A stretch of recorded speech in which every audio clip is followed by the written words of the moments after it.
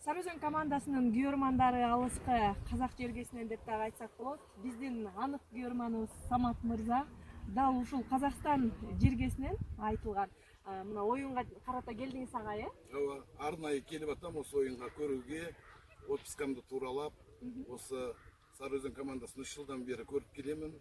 Сарыөзөн командасына болеть этемин. Сарыөзөн командасына ийгилик деп осы оюнда жакшы оюн көрсөтөт деп сенемин.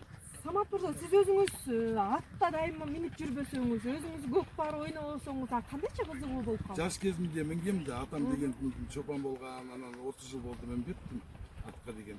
Бирок Инстаграмдан осы көкбөрүнү көрүп жүрүп, bunun ayırmaçılığı, gökbörü мен көкпардың айырмашылығы Тайқазанда, одан Серкеде, біздің қазақтар деген Тайқазанға ойнамайды, Чеңберге ойнайды.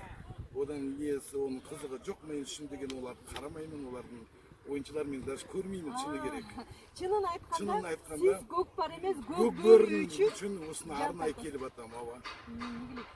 Дегиле биздин оюнчулар тууралуу, сиз азыр Рустамдын колун бекем кысып атасыз, Кубантайды айтып атасыз. Бул оюнчуларды башка оюнчулардан кандайча айырмалай алдыңыз сиз?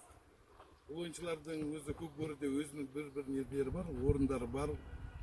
Кезинде деген азыр Манас Ниязов сыяктуу кезинде Рустам Тыналиев ушундай болгон, ким Кубантай, ичинде кимди Юсуповду жакшы билем, Нурбекти.